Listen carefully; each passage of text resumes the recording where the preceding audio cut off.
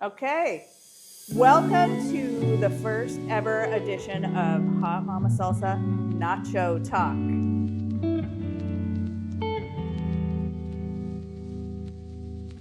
I am here with our guest star, John Boyle, today. Hi, everybody. Thanks for having me. John Boyle is from Market of Choice. I think you are the, let me see if I have your title correct. You are the purchasing and merchandising director. That's good, yeah.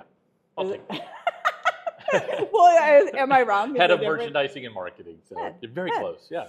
Okay, but John Boyle is one of the greatest champions of small food in Oregon. So Nacho Talk is going to be the place where we talk about all things food in Portland and in Oregon. And I'm going to be talking about what it takes to run a food business. Today we're going to talk to John about what it is to run a grocery business and support small food makers. So I asked John, what kind of nachos do you like, John? And John I said my favorite nachos are whatever I can incorporate from local farms for the season.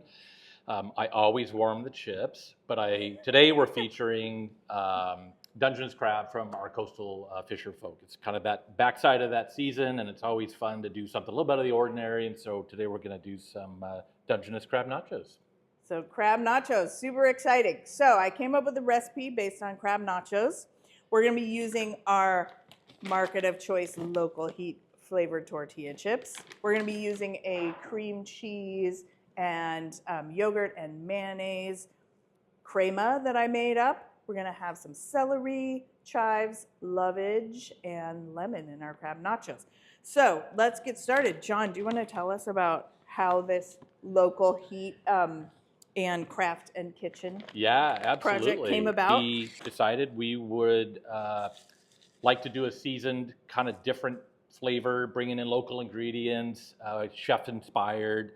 And so I kind of sent a cold email to Nikki and said, hey, do you want to be involved in this project and make some local heat tortilla chips? And it's all part of our craft and kitchen brand, which is all designed to, as Nikki said, to help our local food ecosystem and to partner with producers only in Oregon that can make cool products for us and for our customers. So that's how we got going. We did a bunch of R&D together.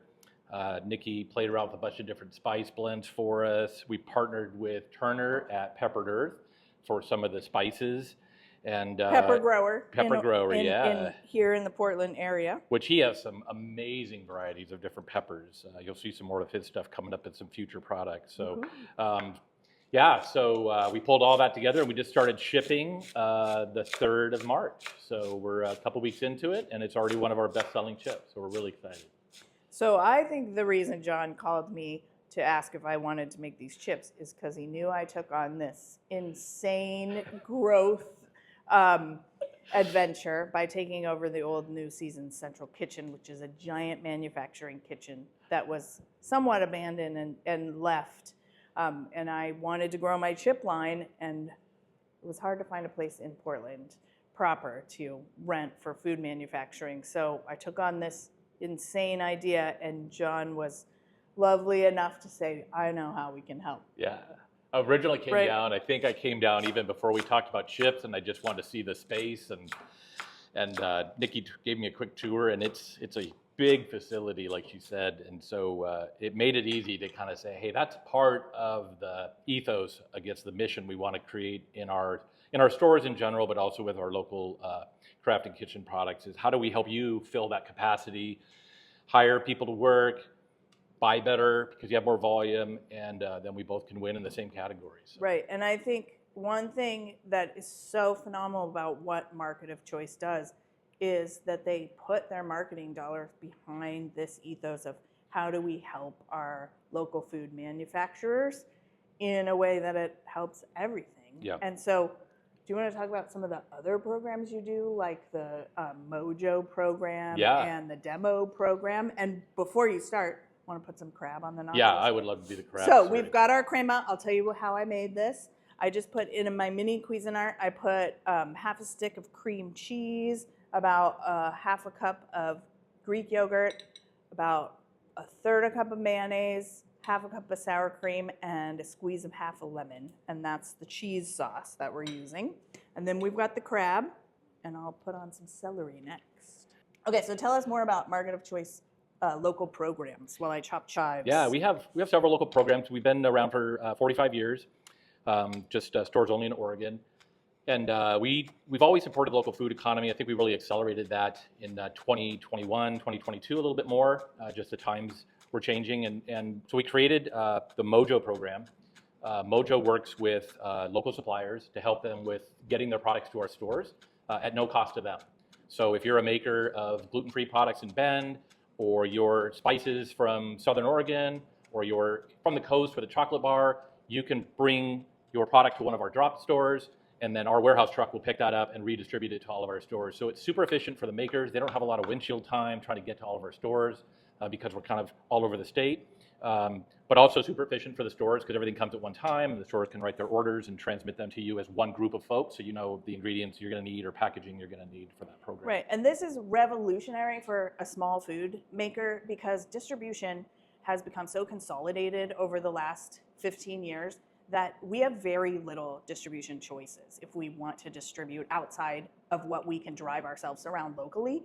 And the big distribution companies won't take you on until you're a certain size, and they are designed for giant food business. So they actually have such prohibitive policies around buybacks and spoilage rates that it can crush a small business to get involved with these large distributors before they're at scale for that kind of large scale distribution. So this kind of program is revolutionary in that it allows small makers to get all the way around the state to all corners of the state and really test out, like, are these products going to sell in these different demographics, right? Yeah, we have what we call the full potential promise, which from a local maker's perspective, if you're just starting, you can go into just one of our stores, or if you want to expand, you can go to all 12 of our stores.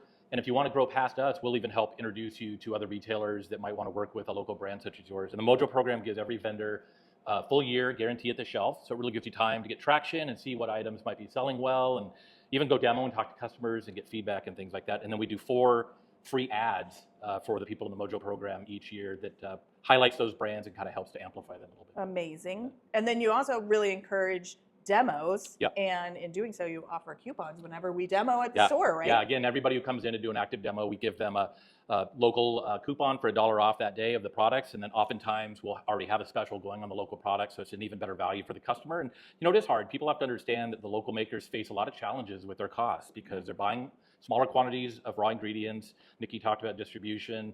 There's label and marketing and a lot that goes in, and if you're a starting business, you know, to have that ability to, you know, hit 11 stores, 12 stores, and get in those doors and kind of get your business going. And we really want Mojo to be a stepping stone. It's a chance. You know, we hope that everybody goes to the bigger distributors and goes, you know, regionally or nationwide and really builds their business. But Mojo is kind of that stepping stone to the future. Wait, do you really hope that everyone goes big and nationwide? Well, not everybody. I have my favorites that I want to kind of keep secret. Because I really hope that Hot Mama Salsa, if we decide to go nationwide, it's only because we want a small percentage of our products to support our specialty products that we still make with our local farmers and hand make everything.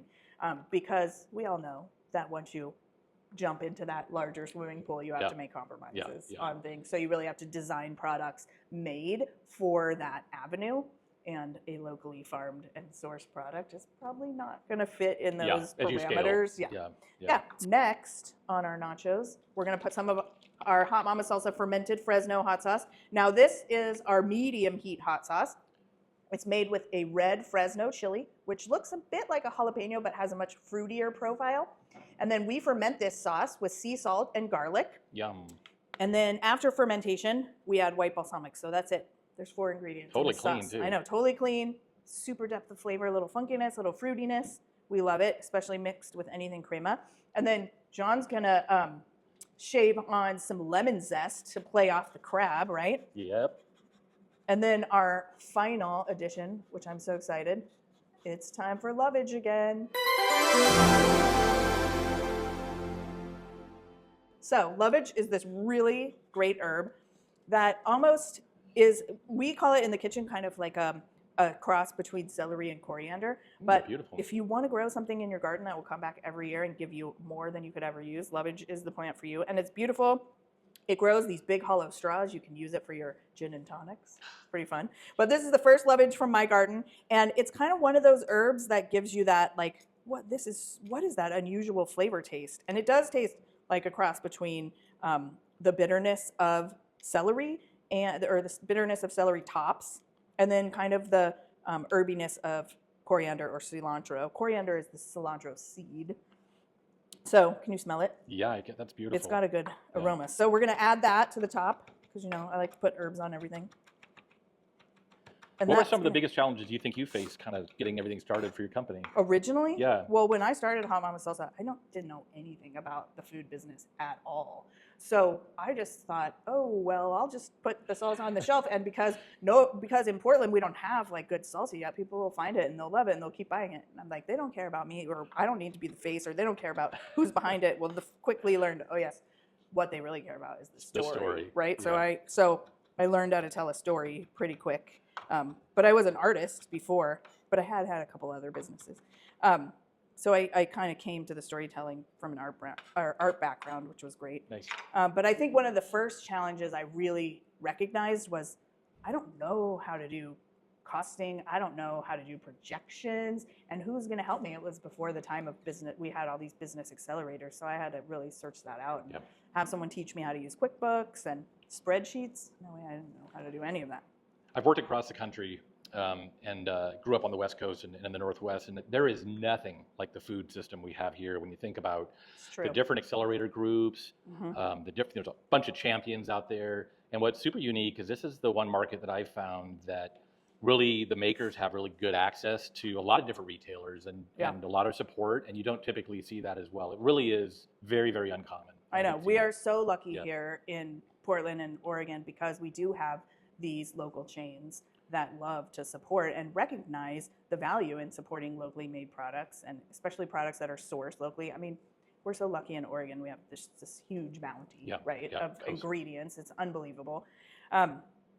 But, I want to see this happening all over the country, right? I mean, what would you say to retailers out there who are like, how do we do a local program? I think it's just not that hard. I mean, if you're really committed and you really want to get into adding local products, which is clearly what customers want. I think we've all learned that the small food chain, supply chain is important, more important now than probably ever. And it's just not that hard to support the local makers. We have about 5,000 local products in the stores at any given time. We can surge up during the season. That just demonstrates that if we can do that as a 12-store grocery retailer in Oregon, it shouldn't be that hard for other retailers to support their local maker community. Yeah. And that's interesting because the system doesn't exist as well as it's built here in Oregon. Right. But the local maker communities are all over the country, different neighborhoods, different communities, and they're looking for access to markets. So. Well, and do you think that if a store does want to do this, it's not just about bringing in local; they have to actually create a program to support the makers and the products in the store, right? Yeah. It's a whole system. You can't just do the hug the farmer billboards, I call it. You gotta believe in it. You gotta meet the makers. Local makers do take a little bit more shepherding through the system, both our business systems, but also just learning, like you mentioned, how to do things. And that does take time, right? But at the end, I think it's the way we all need to go. We're huge supporters of Coastal Fisher Folk, Dry Farming Institute, working with OSU on seeds. It all starts in the ground or in the sea, and from there you get to cool products. And so it's been a fun journey with you to create these, but it's been super fun for us to work so closely with all of our maker partners. Yeah, I know. It's an incredible system. And then you get to eat things like this. Yeah. Crab nachos with Hot Mama Salsa. Oh my God, look at that huge. See, you use one chip to scoop all the ingredients. Look at that. Gorgeous. Okay. That is really amazing. Good. Delicious. Okay. Thanks everyone for joining us for our first ever episode of Nacho Talk. Thanks everybody.